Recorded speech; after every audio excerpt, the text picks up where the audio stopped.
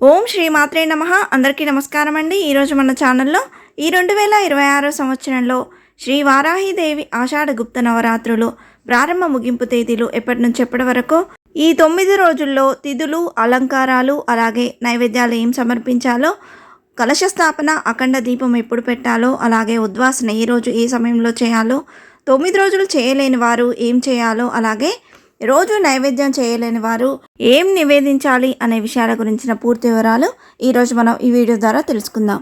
ఎక్కడా స్కిప్ చేయకుండా పూర్తి వీడియో చూస్తారని ఆశిస్తున్నాను. అంతకంటే ముందుగా ఇంతవరకు నా ఛానల్ని సబ్స్క్రైబ్ చేసుకుని వాళ్ళు ఉంటే సబ్స్క్రైబ్ బటన్ని ప్రెస్ చేసి పక్కనే ఉన్న బెల్ ఐకాన్ని ప్రెస్ చేసి ఆల్ అనే ఆప్షన్ ప్రెస్ చేశారంటే నేను పెట్టే ప్రతి వీడియో మీరు నోటిఫికేషన్ ద్వారా మొదటగా చూసేయవచ్చు. ముందుగా వీడియోలోకి వెళ్ళిపోదాం. ఆషాఢ మాసం ఆరంభంలో మొదటి 9 రోజులను వారాహి నవరాత్రులు అంటాం. ఆశ్వయుజ మాసంలో వచ్చే శరన్నవరాత్రులు, మాఘమాసంలో వచ్చే మాఘగుప్త నవరాత్రుల్లో 9 రోజుల పాటు అమ్మవారిని పూజించినట్టే ఆషాఢగుప్త నవరాత్రుల్లోనూ 9 రోజుల పాటు వారాహి అమ్మవారిని పూజిస్తారు. దుర్గాదేవికి సంబంధించిన రూపాలను సప్తమాతృకలు అంటారు. ఈ 7 సప్తమాతృకల్లో ఒకరు ఈ వారాహి అమ్మవారు. లలితా పరమేశ్వరీదేవి సర్వసైన్య అధ్యక్షురాలై వారాహి అమ్మవారని గ్రంథాల్లో పేర్కొనబడింది. అమ్మవారి రూపం వరాహం ముఖంతో 8 చేతులతో పాశం, నాగలి, శంఖచక్రాలతో పాటు తదితర ఆయుధాలతో దర్శనమిస్తుంది. గుర్రం, పాము, దున్నపోతు, సింహం వంటి వాహనాల మీద వారాహి అమ్మవారు సంచారం చేసినట్లు పురాణాల్లో పేర్కొనబడింది. ఈ వారాహి అమ్మవారి దీక్షను జ్యేష్ఠ మాసం చివరిలో చేపడతారు. నవరాత్రుల వేళ ఎలా దీక్ష చేపడతారో అలాగే వారాహి అమ్మవారి దీక్షను ఆచరిస్తారు. అయితే కొందరు 11 రోజుల పాటు ఈ దీక్షను చేపడతారు. ఈ దీక్షా సమయంలో సాత్విక ఆహారం మాత్రమే తీసుకోవాలి. నేలపైనే నిద్రించాలి. కాళ్లకు పాదరక్షలు లేకుండా నడవాలి. ఉదయం సాయంత్రం పూజలు చేయాలి. ఈ వారాహి అమ్మవారి దీక్షను చేయడం వల్ల శత్రువుల మీద సులభంగా విజయం సాధిస్తారని, అలాగే జీవితంలో ఎదురయ్యే సమస్యలన్నింటికీ పరిష్కారం లభిస్తుందని నమ్మకం. వారాహి దీక్ష చేపట్టడం ద్వారా నరదిష్టి, చెడు దిష్టి అంతా తొలగిపోతుంది. ఈ దీక్ష చేయడం వల్ల చేసే ప్రతి పనిలోనూ అద్భుతమైన విజయాలు సాధిస్తారని నమ్మకం. తాంత్రికులకు ఇష్టమైన దేవత వారాహిమాత. అందుకే ఈమెను ఎక్కువగా రాత్రి వేళల్లో పూజిస్తారు. ఈ 2026 సంవత్సరంలో వారాహిదేవి ఆషాఢగుప్త నవరాత్రులు ప్రారంభ ముగింపు తేదీలు ఎప్పటి నుంచి ఎప్పటి వరకు ఇప్పుడు తెలుసుకుందాం. స్వస్తి శ్రీ చాంద్రమాన శ్రీ పరాభవనామ సంవత్సరం ఉత్తరాయణం గ్రీష్మ ఋతువు ఆషాఢ మాసంలో వారాహి నవరాత్రులు జూలై 15 బుధవారం ఆషాఢ శుద్ధ పాడ్యమితో ప్రారంభమై జూలై 23 గురువారం ఆషాఢ శుద్ధ నవమితో ఈ నవరాత్రులు అనేవి ముగుస్తాయి. వారాహి నవరాత్రుల్లో మొదటి రోజు ఆషాఢ శుద్ధ పాడ్యమి రోజు అమ్మవారిని నవదుర్గా రూపంలో పూజించేవారు శైలపుత్రిగాను, అష్టమాత్రిక రూపంలో పూజించేవారు ఇంద్రాణీదేవిగాను, వారాహిదేవి రూపంలో పూజించేవారు ఉన్మత్త వారాహిదేవిగాను పూజిస్తారు.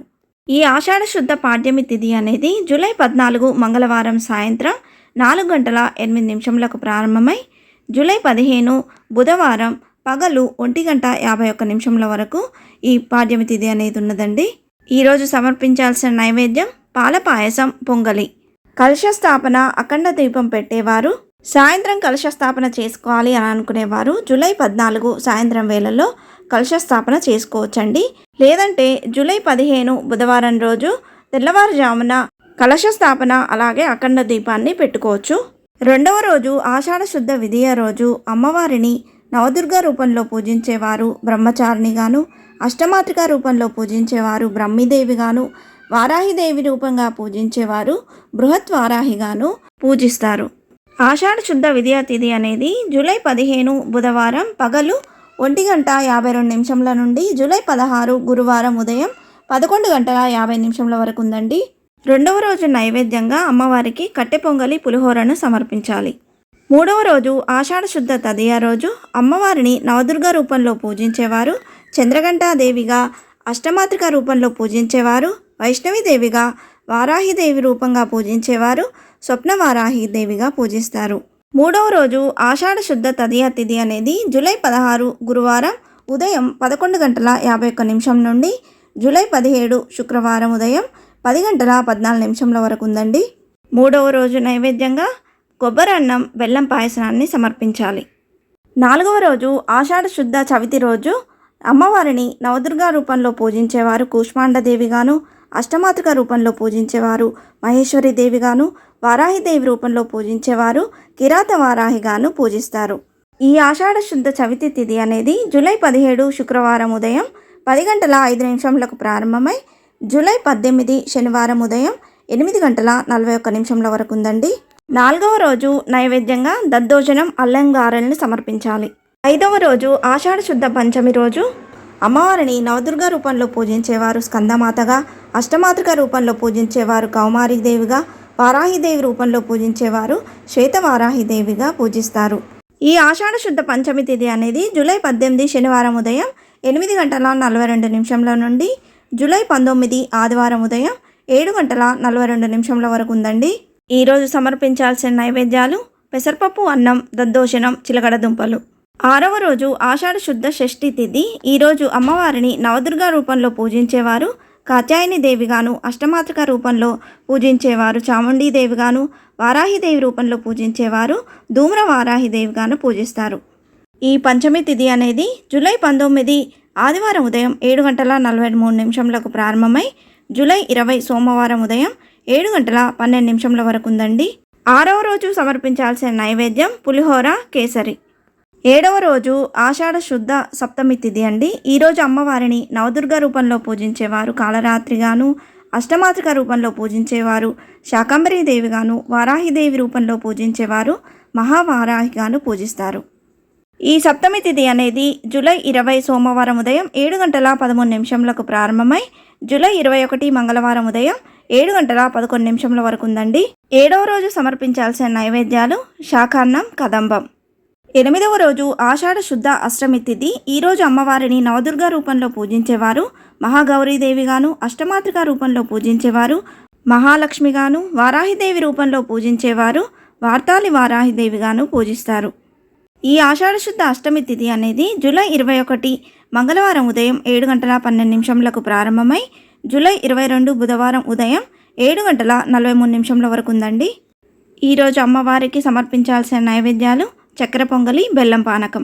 9వ రోజు ఆషాఢ శుద్ధ నవమి తిథి. ఈరోజు అమ్మవారిని నవదుర్గా దేవి రూపంలో పూజించేవారు సిద్ధిదాత్రిగాను, అష్టమాతృక రూపంలో పూజించేవారు లలితాదేవిగాను, వారాహిదేవి రూపంలో పూజించేవారు దండిని వారాహిదేవిగాను పూజిస్తారు.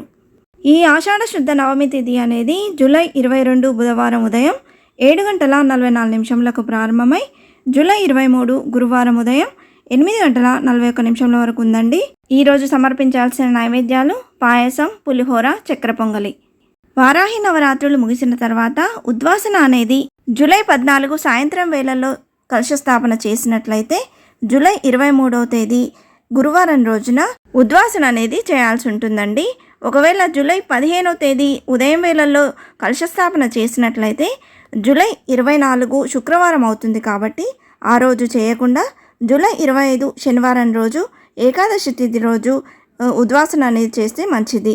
ఈ జూలై 25వ తేదీ తొలి ఏకాదశి అవుతుంది. ఈ 9 రోజులు పూజ చేయడం వీలు కానివారు ఆషాఢ శుద్ధ పంచమి తిథి రోజు పూజ చేసినట్లయితే నవరాత్రులు చేసిన ఫలితాన్ని దక్కుతుంది. ఇది కుదరని వారు నవమి తిథిలోనూ అష్టమి తిథిలోనూ పూజ చేసినా మంచిదే. అలాగే నవరాత్రుల్లో నైవేద్యాలు చేయడం వీలు కాని వారు బెల్లం పానకాన్నైనా నైవేద్యంగా సమర్పించవచ్చండి. అమ్మవారికి బెల్లం పానకం అంటే ఎంతో ప్రీతికరం. వారాహి అమ్మవారికి ఎన్ని నైవేద్యాలు సమర్పించినా బెల్లం పానకాన్ని తప్పనిసరిగా నివేదించాలి. 9 రోజుల పాటు బ్రహ్మచర్య మాత్రం తప్పక పాటించాలండి. సాత్విక ఆహారం మాత్రమే తీసుకోవాలి. ప్రత్యేకంగా దీక్ష చేయలేమనుకునేవారు నిత్యం దీపారాధన చేసి నమస్కారం చేసుకున్నా సరిపోతుందండి. వారాహి అమ్మవారిని పూజిస్తే శత్రునాశనం జరుగుతుంది. అమ్మవారు సస్యదేవత. రైతులు పొలంలో వారాహి అమ్మవారి పటం పెట్టి ఈ 9 రోజులు పూజ చేస్తే పంట దిగుబడి బాగుంటుందంట. వారాహి అమ్మవారి ధ్యానం దీర్ఘకాలిక వ్యాధుల నుండి ఉపశమనం కలిగిస్తుంది. అయితే భగవంతుడి కరుణ కోసం పూజలు చేయాలి, కానీ కోరిన కోరికలు తీరాలని కాదు. భక్తితో పూజిస్తే అమ్మవారికి తెలుస్తుంది ఏమిస్తే మీకు మంచి జరుగుతుందో అమ్మవారు మనకు తప్పక సిద్ధించేలా చేస్తుంది. ఇంతే ఫ్రెండ్స్, ఈ వీడియో మీకు నచ్చిందని ఆశిస్తున్నాను. ఇలాంటి ఇంట్రెస్టింగ్ వీడియోస్ కోసం please subscribe my channel and press the bell icon. అలాగే లైక్ చేయండి, షేర్ చేయండి. మీకు ఏమైనా సందేహం ఉంటే నా కమెంట్ బాక్స్లో పోస్ట్ చేయండి. మరొక మంచి వీడియోతో మేము ముందుకు వస్తాను. అంతవరకు సెలవు. సర్వేజన సుఖినో భవంతు. స్వస్తి.